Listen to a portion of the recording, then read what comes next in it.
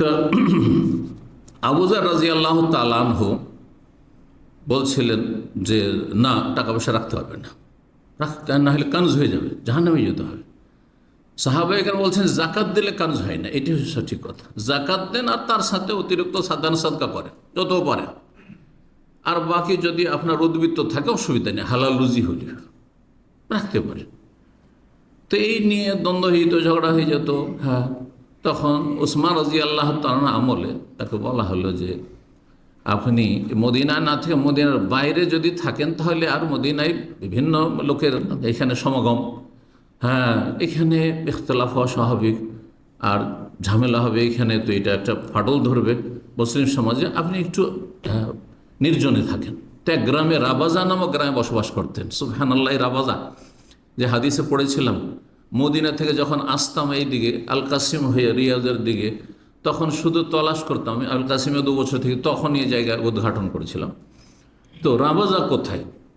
তো একদিন দেখি রোডের ডানে বামে কিন্তু আমি তাকাইতে থাকি সৌদি আরবে, কারণ ইসলামের ইতিহাস পড়া আছে, হাদিস পড়া আছে, সেগুলি কোন জায়গার সাথে ওই জায়গাগুলির নাম যে হাদিসে এসছে, যেমন বাহরাইন, এই তো আল-হাসা বাহরাইন, কথা বুঝতে পারছেন, হাজার, এই যে আল-হাসারই একটা বিশেষ একটা এলাকা, হাজার, ইত্যাদি ইত্যাদি। তো কথা হচ্ছে যে ইয়ামামা কোথায়, হ্যাঁ নাজদ কোথায়, এইভাবে। তো হঠাৎ করে দেখি ডানে আমি শুধু তাকাইতে থাকি, মদিনা থেকে যখন আসছি হঠাৎ দেখি যে একটা আপনার বোর্ড দেওয়া আছে, সাইনবোর্ড, সেখানে লেখা আছে রাবাজা, আর একটা তীর দেওয়া আছে মরুভূমির দিকে। মরুভূমির দিকে কোনো রোড রাস্তা নেই, এমনি, তবে গাড়ি চলছে এইভাবে আর কি, যেমন চলে মরুভূমিতে। এই রাবাজা মদিনা থেকে বেশ কিছু দূর আসার পরে আল কাসিমের রাস্তায় এই রাবাজা নামক স্থানে তিনি ছিলেন। দেখছেন আবু যারকে মারুফ বিন সুয়াইদ দিয়ে যে তিনি একটি মোটা চাদর পরিধান করে আছেন, আর তার একজন কৃতদাস আছে, গোলাম, হ্যাঁ চাকর বাড়ির, সে ওই একই রকমের চাদর পরে আছে। দেখো অবাক, এটা তো অন্য চাদরও দেখা যায় না। হ্যাঁ, যে আমার গায়ে যে চাদর, আমার বাড়ির সেই চাকর যে হ্যাঁ শ্রমিক, তার গায়ে সেই চাদর। তো কাল ফাকাল কম, লোকেরা জিজ্ঞেস করতে লাগে, ইয়া বাজার লাউ কুনতা আখাযতাল্লাযী আলা গুলামিকা ফাজালতাহু মা হাযা ফাকানাত হুল্লাহ, আপনি একটা নিয়ে আছেন অভাবের জীবন, আর আরেকটা আপনার গোলাম, এ না করে এই গোলামকে একটা ছোটোখাটো সাধারণ কাপড় দিয়ে দিলেও হয়, আর আপনি যদি তার এই এত ভালো চাদরটা, একটা মোটা মোটা চাদর, সে চাদরটা যদি আপনি রাখতেন তো একটা লুঙ্গির কাজ করতো আর একটা চাদরের কাজ করতো। লম্বা চাদরকে গোটা শরীরে জড়িয়ে কাঁধ থেকে বেঁধে সাহাবায়ে কেরামরা অভাবের যুগে একটা চাদরেই জীবনযাপন করতেন। একটা চাদর, সেটা লুঙ্গিরও কাজ হচ্ছে আর সেটা গায়ের জামারও কাজ হচ্ছে। কিভাবে? ছোট কালে আমাদের গায়ের কাপড়, আঞ্চলিক ভাষায় গার কাপড় বলে, শুনেছেন না শোনেননি? আজকে এক মুরব্বী আমাকে ফোন দিয়ে বলছেন যে আপনি কি জানেন যে গার কাপড় কাকে বলে? আমি ভালো করেই জানি, আমি পুরাতন যুগও পেয়েছি আর নতুন যুগও পেয়েছি। রিয়াজ দিয়ে ফোন করছে। তো গার কাপড়, গায়ের যুক্ত কাপড়, হ্যাঁ তো গার কাপড় হয়ে গেল। তো সন্ধি বিচ্ছেদ ছোটকালে, তখন সোয়েটারের যুগ ছিল না, তখন আপনার জ্যাকেট ফ্যাকেট এগুলোর নামও জানতাম না আমরা, হ্যাঁ কেউ জানতো না। আমাদের সমাজে যারা স্কুল কলেজ পড়া, যারা টিচার শিক্ষক লেকচার প্রফেসর, সেগুলোও জানতো না, হ্যাঁ তাদের ওইসব ছিল না। আজকে থেকে হ্যাঁ ধরেন 45 বছর আগে, তো তখন হয়তো কি একটা চাদর, হ্যাঁ ঠান্ডার পৌষ মাঘ মাসে এই জড়িয়ে দিয়ে মায়েরা পিছন দিয়ে এখানে গিরা মেঁধে দিয়েছে, ওইটা একবার নিচ পর্যন্ত। এখন নিচে যদি কিছু প্যান্ট পায়জামা নাও থাকে তাও তো চলবে, ওইভাবে সাহাবী জীবন কাটিয়েছে। কথা লম্বা হয়ে যাচ্ছে। তো এটা ভালো হইতো।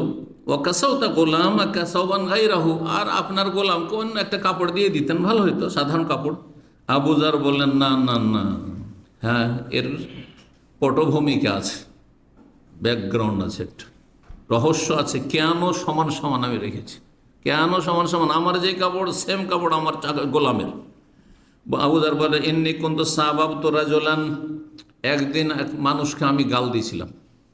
ওয়াকানাত উম্মুহু আজামিয়া, তার মা ছিল অনারব, হ্যাঁ বরং হ্যাঁ সে কালো আফ্রিকান, হ্যাঁ আরবে নেই, অনারব ছিল, তাকে তার মায়ের মায়ের নাম তুলে বা মায়ের ই করে গালি দিয়েছিলাম। কি বলে যেটা মা তুলে গালি দাও, মা তুলে গালি দিয়েছিলাম।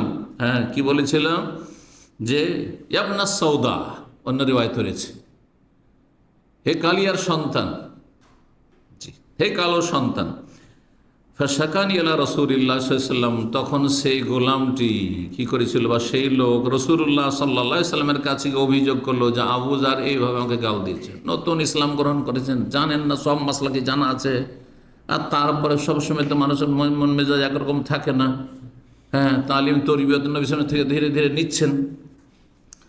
বলছেন যে অভিযোগ চলে আসলো নবী সাল্লাল্লাহু আলাইহি ওয়াসাল্লামের কাছে। তখন নবী সাল্লাল্লাহু আলাইহি ওয়াসাল্লাম বলে, ইয়া আবু যার, আবু যার, ইন্নাকা ইমরিউন ফিকা জাহিলিয়া, তুমি এমন মানুষ যে তোমার মধ্যে এখনো জাহিলিয়াত হয়ে গেছে, এখনো তোমার মধ্যে ওই কাফেরদের বদচরিত্র জাহিলিয়াত হয়ে গেছে, যে তুমি এভাবে মা তুলে গাল দিলে।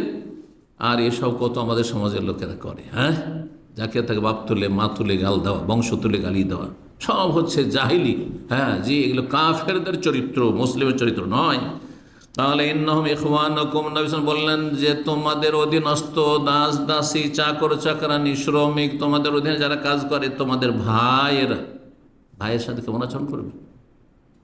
ভাই বলেই আদব শিখিয়েছে যে ভাইয়ের মতো তার সাথে আচার আচরণ করবে।